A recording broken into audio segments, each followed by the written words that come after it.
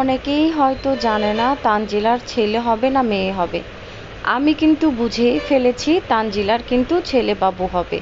আপনারা ওদের ভিডিও দেখেই বুঝতে পারবেন যে ওদের যে কথাবার্তা ভিডিও এক একজন এক এক রকম দেখাচ্ছে, এতেই কিন্তু বোঝা যায় যে তানজিলার কি বেবি হবে। তো কিছুদিনের মধ্যেই তানজিলার কিন্তু বাচ্চা হবে, তাদের বাসায় নতুন বেবি আসবে, যে কারণে ওনারা কিন্তু ঘর বাড়ি সব কিছুই সুন্দর করে গুছিয়ে নিচ্ছে।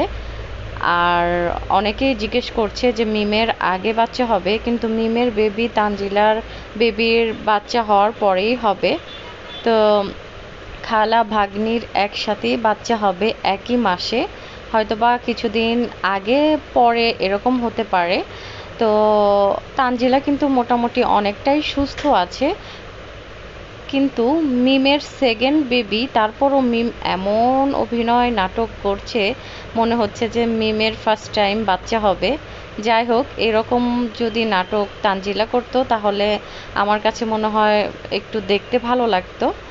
তো আসলে সবার জন্যই দোয়া করছি যাতে করে দুজনেই সুস্থ থাকে এবং সুস্থ সুন্দর বাচ্চা পৃথিবীতে নিয়ে আসতে পারে।